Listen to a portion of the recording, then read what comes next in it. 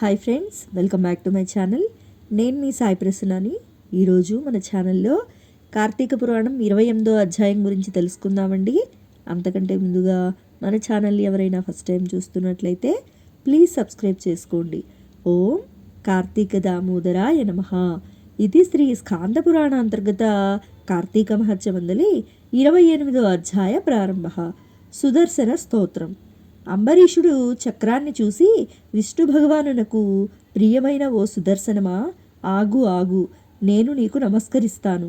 ఇతడు వేదం చదువుకున్నవాడు కనుక సంతోషంతో కాపాడు. ఇతనిని చంపుటం న్యాయం కాదు.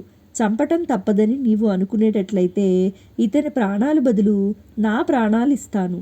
బ్రాహ్మణ వధ మానుము, కానిచో నాతో యుద్ధానికి రమ్ము. నీవు శత్రువులకు లొంగని భగవంతుని ఆయుధానివి అయినా కూడా నీవు నాకు దైవమైనప్పటికీ నీతో యుద్ధం చేస్తాను. క్షత్రియుడు ఒకరిని యోచించకూడదని బ్రహ్మ నిందించెను. అయినా కూడా గొడవ ఎందుకని నేను నిన్ను అడుగుచున్నాను. నీవు సకల దేవతలకు రక్షించిన దానివని, నీ బలం హెచ్చని నేను ఎరుగుదును. అయినప్పటికీ నా బాహుబలం నిన్ను యుద్ధానికి పిలుస్తుంది. శ్రీ మహావిష్ణువు ఆదిగా గల వేల్పులందరూ మన ఇద్దరి యుద్ధాన్ని చూస్తారు.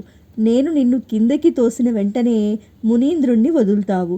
నీకు ప్రాణాల మీద ఆశ ఉంటే విష్ణు భగవానుణ్ణి చేతి యందు ఇంకా కొంతకాలం ఉండాలనుకుంటే నన్ను శరణు అన్న మునీంద్రుణ్ణి వదిలిపెట్టు అని అంబరీషుడు పలికెను. సుదర్శనం ఆ మాటలకు ఎంతో సంతోషించినప్పటికీ అతనిని పరీక్షించాలనే నెపంతో కోపాన్ని నటిస్తూ, ఓ అంబరీష, నేను చంపడానికి సాధ్యం కాని రాక్షసులను, మధుకైటభులను చంపాను. అట్టి ఈ దుర్వాసుని చంపటం ఎవరితరం కాదు. అతడే నిన్నీ దశకు తెచ్చాడు.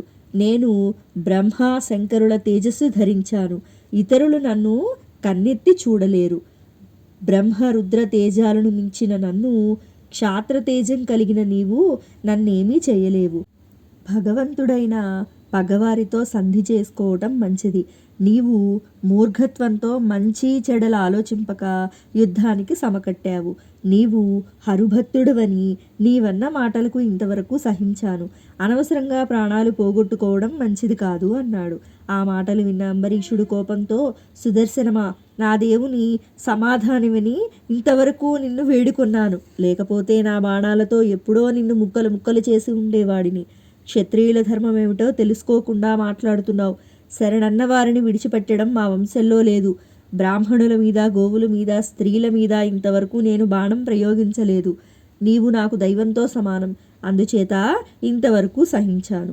నీవు దైవత్వాన్ని విడిచిపెట్టి క్షత్రియ ధర్మానికి సిద్ధపడ్డావు. బలాబలాలు తేల్చుకుందాం, యుద్ధానికి రా అంటూ బాణం తీసి సుదర్శనం మీదకి వాడి అయిన బాణాలు వదిలాడు. అప్పుడు సుదర్శనం దేవరూపం ధరించి, రాజా, నిన్ను కాపాడమని శ్రీమన్నారాయణుడు నన్ను పంపించాడు.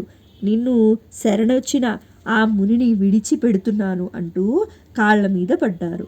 అంబరీషుడు నొచ్చుకుంటూ సుదర్శనమును లేవనెత్తి, నీకు నాకు ఏనుగుకు దోమకు ఉన్నంత తేడా ఉంది. నీ చేతిలో మరణించడానికే యుద్ధానికి దిగాను. రాక్షస సంహారివి, నీ బలం నాకు తెలియకపోలేదు. విశ్వాంస నీలో ఉంది. నమస్కారం, నన్ను కరుణించు అంటూ సాష్టాంగ నమస్కారం చేశాడు. అంబరీషుడి సుదర్శనుడు లేవనెత్తి, నీకు మేలుగు కలుగుతుంది అంటూ దీవించి అదృశ్యమయ్యను. అంబరీషుడి చేసిన ఈ సుదర్శన స్తోత్రం చాలా గొప్పది. దీనిని చదివినప్పటికీ విన్నప్పటికీ ఇహపర సుఖాలు ప్రాప్తిస్తాయి అని అత్రి మహర్షి వివరించెను. ఇది శ్రీ స్కాంద పురాణాంతర్గత కార్తీక మహత్యమందలి 28వ అధ్యాయం సంపూర్ణం. ఓం కార్తీక దామోదరాయ నమః. ఈశ్వరుని కృపాకటాక్షలు మనందరిపై ఎల్లవేళలా ఉండాలని మనస్ఫూర్తిగా కోరుకుంటున్నానండి. సర్వే జనా సుఖినో భవంతు. సర్వే సృజన సుఖినో భవంతు. ధన్యవాదాలు.